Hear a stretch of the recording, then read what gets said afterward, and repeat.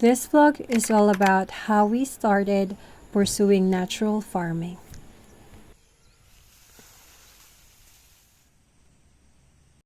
We started as a pig farm.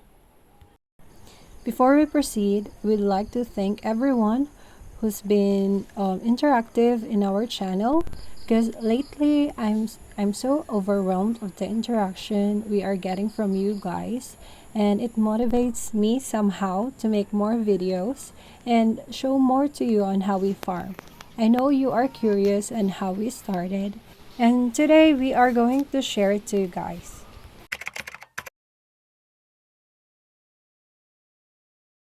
We did not start natural farming right away. As you can see, it is a conventional one. The floor is concrete, and we do not have any supplemental feeding such as Madre de Agua and Azola. We totally rely on buying commercial feeds. Last 2017, around February, we started building 2 cages. As you can see in the picture, it was not an ideal cage. It was too enclosed, but we still continued and renovated a little because we understand that it doesn't work out as planned all the time. What we do is accept whatever happens at the moment and look for the best solution. It was really stressful at the start, so we have to train our mind to be a problem solver to eliminate stress so we can move forward. So at around May 2017, we got our first 7 piglets. As you can see in the picture. So those are our very first 7 pigs.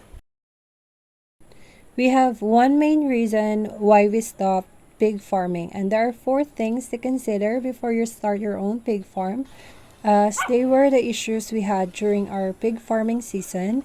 Actually, if only this one main reason didn't happen, for sure we are still growing pigs since they were manageable, but then some things are out of control. But yeah, everything happens for a reason. And the main reason is African swine fever. The first African swine fever case in the Philippines was confirmed in Rizal Province in July 2019, and since then, ASF has quickly spread throughout the country. We got alarmed here in Leyte in year 2020, and by March 2021, our sow, whom we named Kala, got confiscated even though she was totally healthy. But the Department of Agriculture has released their resolution to have 0% population of pigs to stop the virus.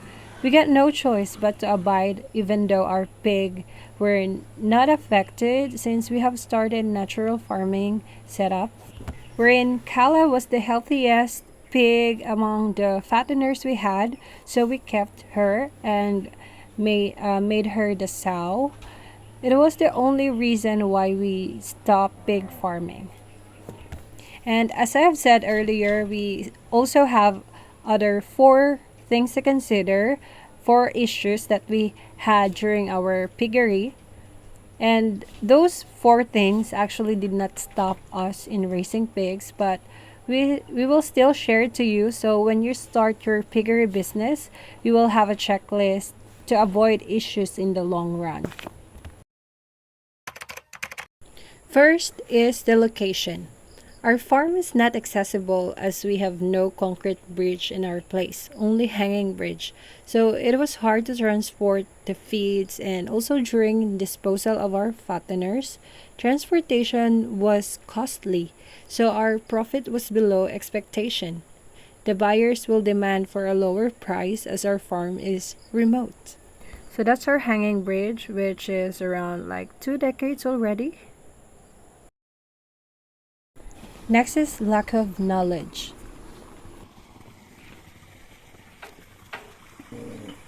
We started pig farming with less knowledge, and there were too many surprises along the way, especially the different types of disease. And since we started commercial pig farming, there were lots of antibiotics and injections that were introduced to us, which are quite pricey, and we don't like injecting a lot of synthetic chemicals to our pigs. So you make sure that when you plan to start a piggery, study it well, like the proper management of pigs, from financing, operations, marketing, and biosecurity. There are so many things to learn and it never ends. Another thing to consider is the appropriate breed. We think that in commercial farming, breed doesn't really matter, as their pigs have many types of antibiotics and artificial hormone support, wherein it manages their health. But in natural farming setup, we need native pigs, which actually have high tolerance with the local climate, and their microorganisms can interact well with the native microbes. That is why we prefer native breeds in a certain country. Wherever you are, look for a native breed. Last in the list, but definitely not the least, as this is very important in raising any kind of poultry and livestock, and that is nothing else but biosecurity. With the main reason why we stopped our pig farming, we were able to do the most of biosecurity that we need to apply, but then the authority has the power.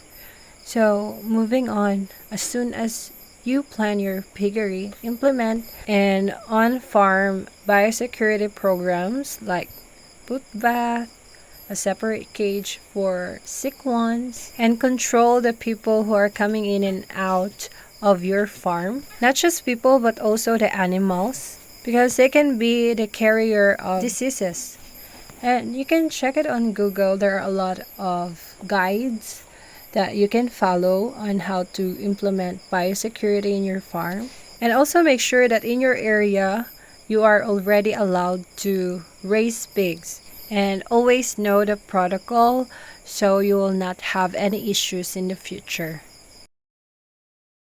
So let's do the recap of everything about this video.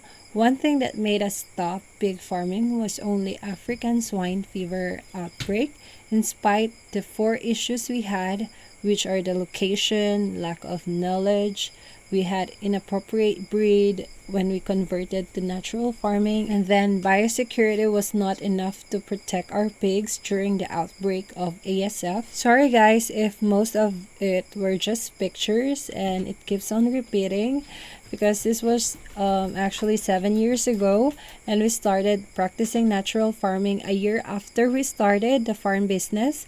If only we were focused, for sure we can do more in the span of 7 years. But yes, we cannot undo the past. What we can do is learn from our past and do better for the future. So far, we are still here growing and influencing people somehow to practice regenerative farming, as it has a big impact to our health, to our animals, and to our environment. So let's go natural farming.